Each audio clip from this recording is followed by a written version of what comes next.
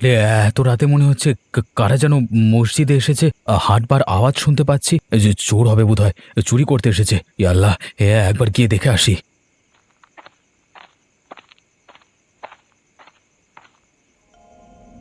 হে আল্লাহ, কে ওখানে? কে ওখানে? উত্তর দিন। আরে সাবধান, কে?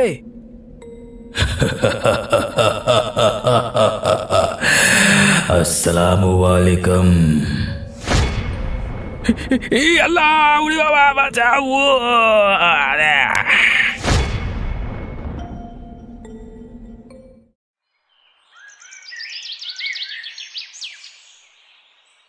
আরে বাপরে! এই ছেলেটা পড়ে আছে মাটিতে, মনে হচ্ছে অজ্ঞান হয়ে গেছে। এই যে শুনছো, তুমি ঠিক আছো? আরে চোখ খুলেছে, জ্ঞান ফিরছে বোধ হয়।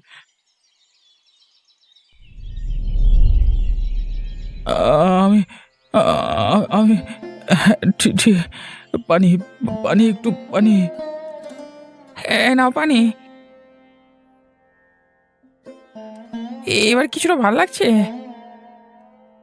আগের থেকে অনেকটা ভালো লাগছে। এই ছেলে, তুমি কোথায় থাকো? এভাবে এখানে শুয়ে আছো কেন?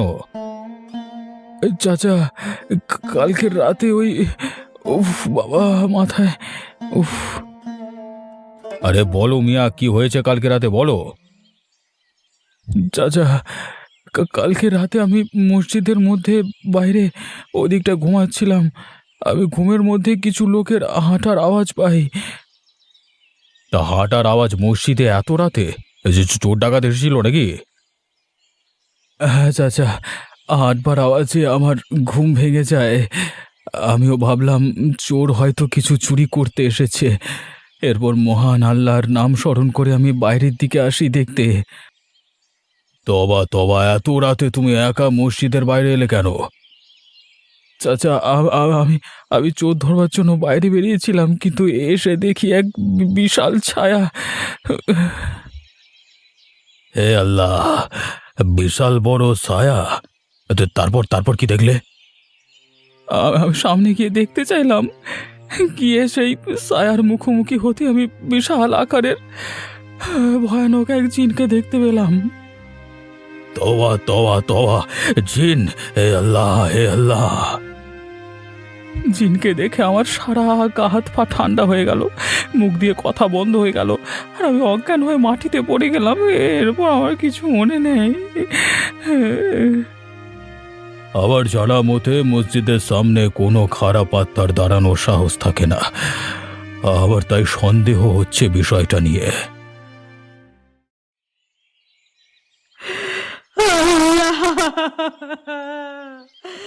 আমাকে তুমি কোন পাপের শাস্তি দিলা আল্লাহ? আমার সোহাগকে তুমি কেড়ে নিলে, আমার সব শেষ হয়ে গেল।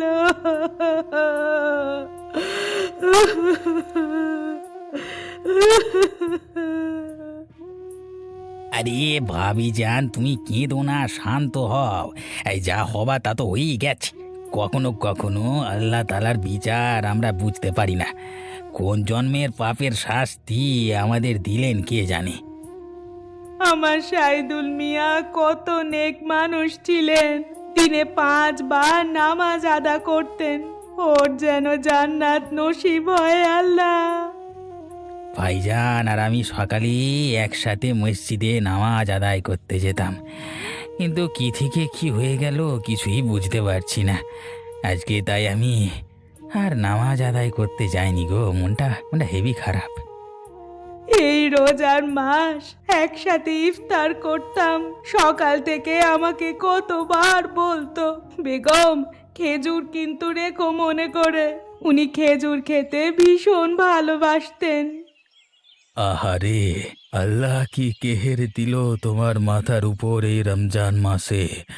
আমার মাথা থেকেও ভাইজানের ছায়া কেড়ে নিল। আল্লাহ, এ আল্লাহ, এ তোমার কেমন বিচার! আমাকে বলেছিল তোর চাচা আসছে, ঈদে আমাকে সোনার নাকের দুল দেবে। হায় হায় আল্লাহ, আমি আর পারি না সইতে, তুমি রহম করো হে পরওয়ারদিগার। বেচারা খালা, এই যে একটা গভীর রহস্য তুমি জানো না ভাবি। আরে ভাইয়া আর কোনো দিন তোমার কাছে আসবে না। ভাবি কি হয়ে গেল বলো তো?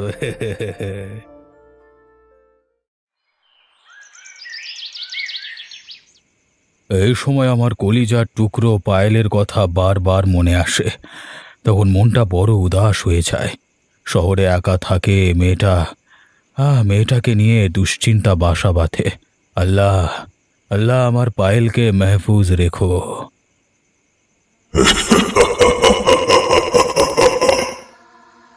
আরে আরে উঠানে কে এত জোরে জোরে হাসছে? একবার দেখি তো এ সময় কে এলো উঠানে।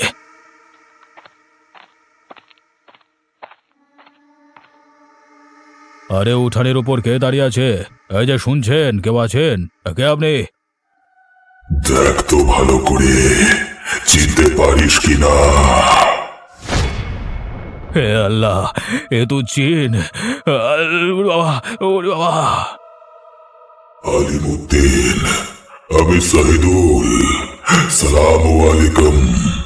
ভয় পেও না ভাইজান, আমি তোমার কাছে আমার দুঃখের কথা বলতে এসেছি। আল্লাহ রে, বাবা বাঁচাও বাবা। না না, আমাকে ছাড়, আমাকে ছাড় রে বাবা, বালাই ওখান থেকে বাবা রে। আমার সাথে অন্যায় হয়েছে চাচা, আমি সেটা জানাতে এসেছি। ভয় করবেন না, আপনি দয়া করে আমার কথা শুনুন। আপনার কাছে আমি বিচার চাইতে এসেছি।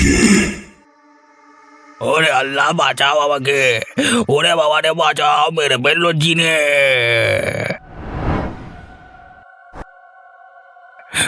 বাবা, আমি গো, আব্বু গো, কি বাঁচলাম। উফ, জান ফিরে পেলাম।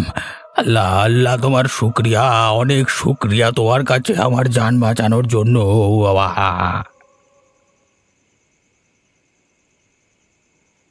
এই হাসলে যে মিষ্টি করে, টুম প্রেম ঝরে দু চোখ ভরে, এই টিঙ্কে টিকিরে টিঙ্কে টিকিরে। আরে দু চোখ ভরে প্রেম ছিল, যা মনের আশা ছিল আজকে সত্যি করে দিলে। এই যে মিয়া, কবর পানি শেষ হয়ে গেছে, যাও গিয়ে সরকারি কল থেকে নিয়ে এসো।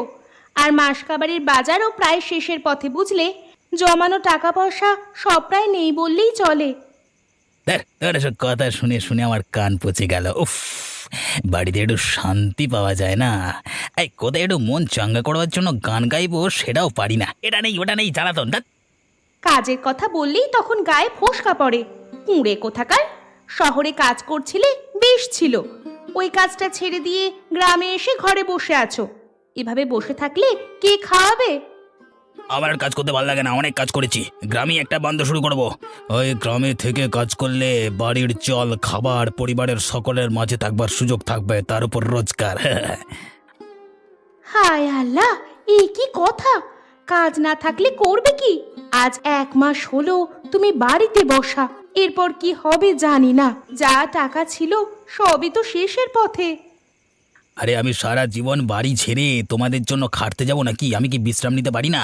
তোমাদের জন্য এত করে মন পাই না, আমি আর শহরে যাব না। আমাকে নিকা করার সময় খেয়াল ছিল না? হ্যাঁ, সারা জীবন আমার খাওয়া পড়ার দায়িত্ব নিতে হবে, এখন নিজের আরামের জন্য সেই দায়িত্ব এড়িয়ে যেতে চাইছো? কলমা পড়ার সময় জনাবের সামনে তুমি সব শর্ত কবুল করেছিলে, মনে রেখো।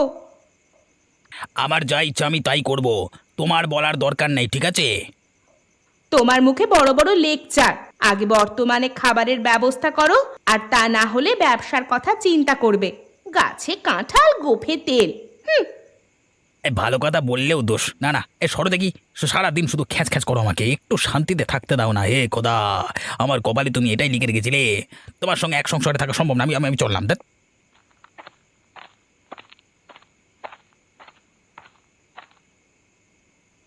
কিছুক্ষণের মধ্যেই নামাজ পড়বার জন্য লোকজন এসে হাজির হবে মসজিদে। সব কাজগুলো সেরে ফেলি তাড়াতাড়ি। একা হাতে এত বড় মসজিদের কাজ সামলানো বড় কঠিন।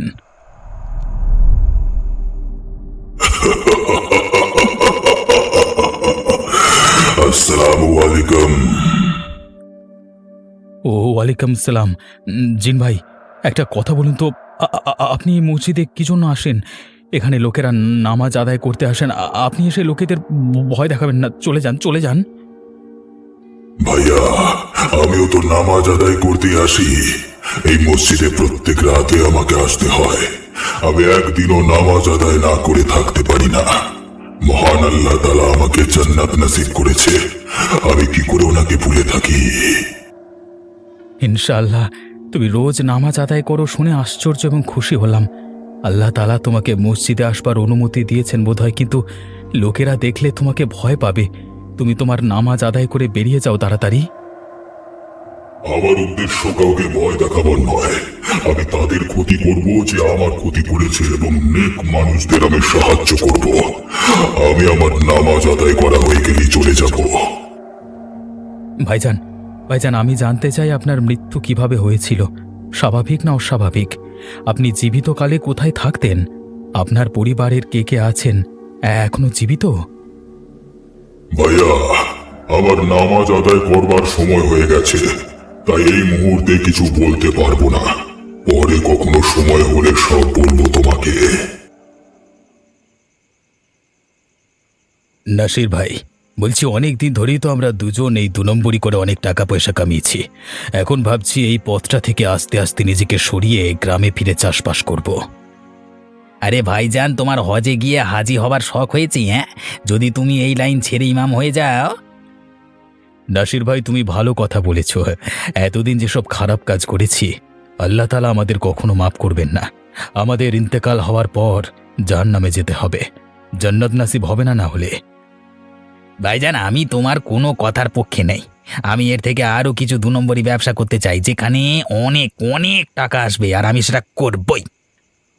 নাসির, তুই কি ভয়ঙ্কর ব্যবসার কথা বলছিস? তোর মতি গতি আমার ভালো লাগছে না। বল, তুই কি ধান্দাবাজি শুরু করতে যাচ্ছিস? বল। আমি নেশাদ্রব্যের ব্যবসা শুরু করতে চাইছি। এই ব্যবসায় খুব তাড়াতাড়ি টাকা কামানো যায়, আর আমি হাতছাড়া করব না কোনো মতেই। নাসির, আমি আর তোকে এই পথে কোনো দিন যেতে দেব না। নেশাদ্রব্য বেচে তুই মানুষজনকে মৃত্যুর মুখে ঠেলে দিবি, সেটা আমি হতে দেব না। ভাইজান, ভালোই ভালোই বলছি, তুমি আমাকে বাধা দিতে এসো না, তাহলে কিন্তু খারাপ হইয়া বলে দিলাম। নাসির, তুমিও জেনে রাখো, আমিও তোমাকে কোনোভাবে এই কাজ করতে দেব না। আমি পুলিশকে খবর দিয়ে দেব, তোমার বিরুদ্ধে প্রমাণ দিয়ে হাজতে পাঠাবো। আমাকে হাজতে পাঠাবি? দাঁড়া, দেখাতে মজা। এই এই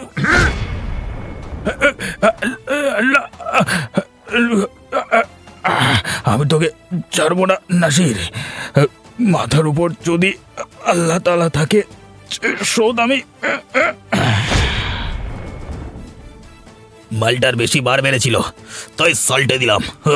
এরপর লাশটাকে নদীর জলে ফেলে দিই। কেউ আছে কিনা দেখিনি, আশেপাশে না কেউ নেই।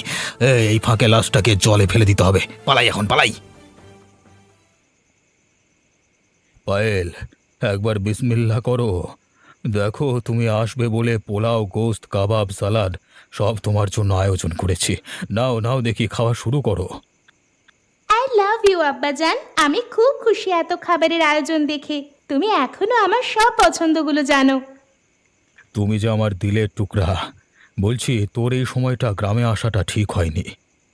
কেন আব্বা, কি হয়েছে গ্রামে?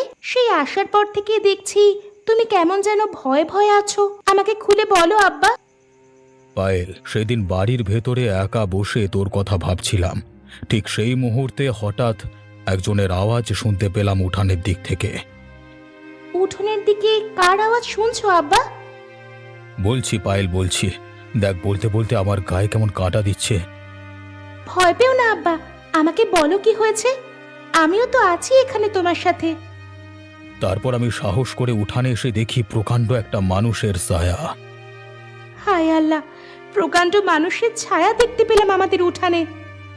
হ্যাঁ পায়েল, আমি সাহস করে সামনে যেতেই দেখি আমার সামনে জিন দাঁড়িয়ে আছে। জিন? হায় আল্লাহ, তবা তবা। তারপর কি হলো?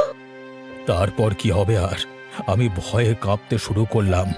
সেই জিন আমার সাথে কথা বলবার চেষ্টা করলো, কিন্তু আমি দ্রুত ছুটে বাড়ির ভেতরে ঢুকে দরজা বন্ধ করে দিলাম।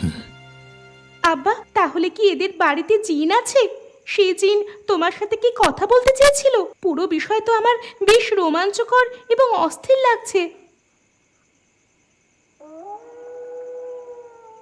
আল্লাহ, কি এমন গুনাহ করেছিলাম যে আমার কিসমতে নাসিরের মতো কুলাঙ্গার সোহার জুটলো? 1 মাস ধরে ঘরে বসে বসে খাচ্ছে, কোনো কাজ করে না। আমি লোকের বাড়ি বাড়ি গিয়ে কাজ করে করে টাকা কামাই, আর ওই হারামজাদা আমার টাকায় মাল খায়। আমার আর ভালো লাগে না, তালাক দিয়ে বাপের বাড়ি চলে যাই। আমার জীবনটা একেবারে শেষ করে দিল। আসসালামু আলাইকুম। আল্লাহ, আমারে বাঁচাও, আব্বাজান, আম্মু, কে আছেন? আমাকে বাঁচান। শোন নাসরিন, আমার কথা মনোযোগ দিয়ে শোন। তোর সোহার নাসির আর বেশি দিন বাঁচবে না, তার সময় ঘনিয়ে এসেছে, বুঝলি?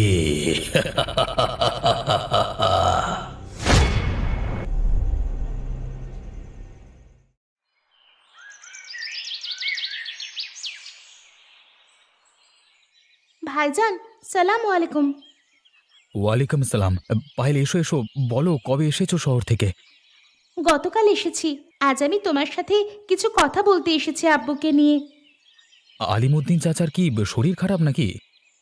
ভাইজান, বলতে পারো ওই রকম এক প্রকার। আব্বুর শরীর মন কোনোটাই ঠিক নেই। বলো পায়েল, কি কথা বলতে এসেছো? ভাইজান, সেদিন আব্বু ঘরের ভেতরে বসে আমার কথা ভাবছিল, ঠিক সেই সময় উঠোনে এক বিশাল ছায়ার আওয়াজ করলো। ভয়ানক ঘটনা। এরপর বলো কি হয়েছে? আব্বু সামনে যেতেই একজন ভয়ানক জিন আব্বুকে ওর কথা শোনার জন্য অনুরোধ করছিল, কিন্তু আব্বু ভয়ে ঘরের ভেতরে ঢুকে দরজা বন্ধ করে দিল। আমারও এই একই রকম ব্যাপারটা ঘটেছিল। একদিন রাতের বেলায় ঘুমিয়ে আছি, তখন শুনতে পেলাম কেউ যেন মসজিদের ভেতর ঢুকছে। কাছে গিয়ে দেখতে চাইলাম, হঠাৎ দেখলাম বড় জিন। তাহলে এই জিন কার হতে পারে? কেন উনি অতৃপ্ত হয়ে একে ওকে দেখা দিচ্ছে? কিছু বলতে চাইছে বোধহয়। ওই জিন আর কেউ নয় পায়েল, সাহিদুলের জিন। প্রত্যেক দিন ভোর রাতে নামাজ আদায় করতে আসে, এবং যাতে পরবর্তীকালে সে যা পাপ করবে সবকিছু ধুয়ে যায়। আমার ধারণা ওই সাহিদুলের জিন ওর মৃত্যুর রহস্য উন্মোচন করবার জন্য আমাদের কাছে দেখা দিচ্ছে।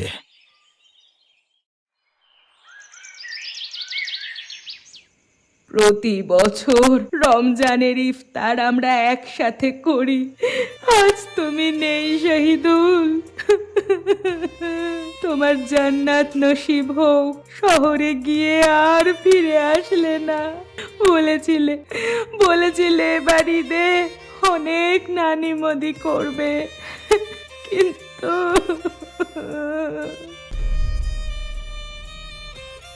আফরোজা, আমার এখানে এসো, আমার কাছে এসো।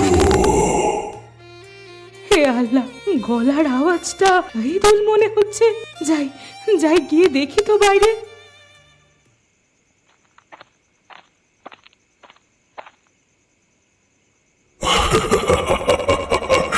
আসসালামু আলাইকুম আফরোজা, আমি শাহিদুল। তুমি আমাকে দেখে ভয় করো না। যারা আমাকে মেরেছে তাদের সবাইকে খুব শীঘ্রই শেষ করে ছাড়বো আমি।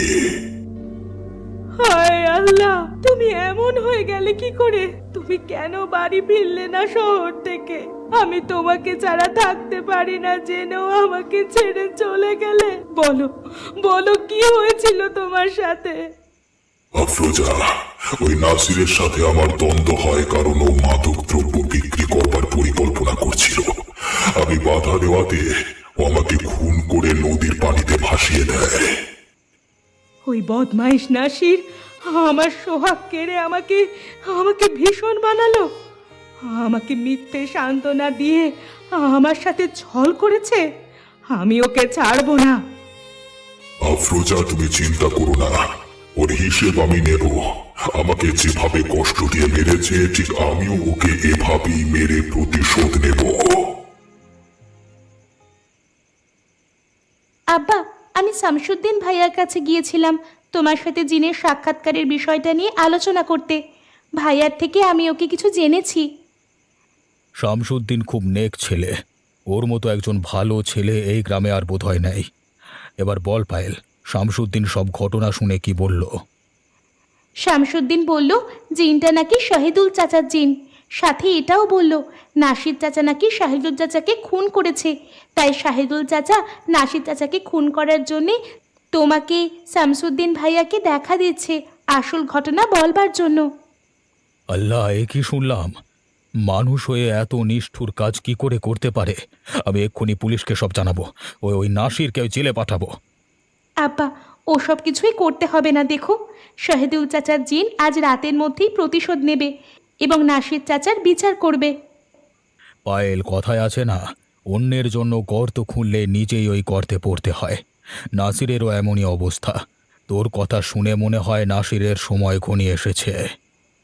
আব্বু ঠিক বলেছে, আজ শুক্রবার, হয়তো আজকের রাতটাই নাসির চাচার শেষ রাত। আলহামদুলিল্লাহ। পরওয়ারদিগার, তুমি সবাইকে হেদায়েত প্রদান করো। বলে তোমার সাথে এক্ষুনি একটা গুরুত্বপূর্ণ কথা বলার আছে। কথাটা হচ্ছে, তোমার সামনে ঘোর বিপদ। চলো না, আমরা কোথাও চলে যাই। আরে নাসরিন, তুমি কি পাগল হয়েছো নাকি? আমার বিপদ কোথায় চলে? এই কি হয়েছে কি শুনি, কি বলছো কি? বলছি, আমি আজ সন্ধেবেলায় লোকের বাড়ি থেকে কাজ করে আসার সময় শাহিদুলের জিন আমার সামনে এলো। আমি তো ভয়ে কাঠ হয়ে গেছি। আমার গলা টিপে হুমকি দিয়ে বলল যে তোমার নাকি সময় শেষ। আরে তুমি ওকে বোকা ভেবেছো? তোমার এসব আজগুবি কথা আমি বিশ্বাস করব? আসলে আমার সন্দেহ হচ্ছে তুমি ইচ্ছে করে এসব কথা বলছো যাতে তোমাকে অন্যের বাড়ি গিয়ে কাজ না করতে হয়। নাসির, তুমি কিন্তু আমার কথাটা গুরুত্ব না দিয়ে সহজভাবে নিচ্ছ। আসসালামু আলাইকুম নাসির ভাই। আল্লাহ, বাঁচাও, আবার ভুলে গেছে, কে আছো, বাঁচাও। আমি বলেছিলাম না, আমি তোকে ছাড়বো না। আমি তোর কোনো ক্ষতি করিনি, তোকে খারাপ রাস্তা থেকে ভালো পথে আনবার উপদেশ দিয়েছিলাম, কিন্তু তুই আমাকে মেরে ফেললি। শাহিদুল ভাই, আমাকে ক্ষমা করো। আমি জানি তোমাকে ফোন করেছিলাম আমি আমার মতে বিরোধিতা হওয়ার জন্য, কিন্তু আমি আমার ভুল বুঝতে পেরেছি। আমাকে এবার সুযোগ দাও ভাই, একবার জানা, একবার। আমি তোমাকে ভালোর পথে নিয়ে যেতে চাইছিলাম, আর তুমি আমাকে শেষমেশ খুন করে মেরে ফেললে।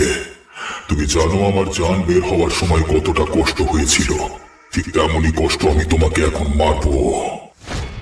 না না ভাই, জানাও, গলা ছেড়ে দাও, মাফ করে দাও। কিছু হলে না সেটা কি হবে? দোয়া করো, দোয়া করো। তুমি কি করেছিলে আমার উপর দয়া? আমারও তো বাড়িতে বেগম আছে, আমি ছাড়া আর কেউ নেই। আজকে তোমার জন্য একা হয়ে গেছে। এই রোজার মধ্যেও শুধু আমার কথা ভাবে কাঁদে। শাহিদুল ভাইজান, আপনি খুব ভালো মানুষ, আমি জানি। আপনার মন অনেক বড়। আমি নাসিরের হয়ে ক্ষমা চাইছি। ওকে ক্ষমা করে দিন। ওকে আপনি মারবেন না। আমাকে দোহাই করবেন। ভাইজান, ক্ষমা করো, আমার অনেক বড় ভুল হয়ে গেছে। আমি তোমাকে কথা দিচ্ছি আর কোনো দিনও 2 নম্বরই কাজ করব না।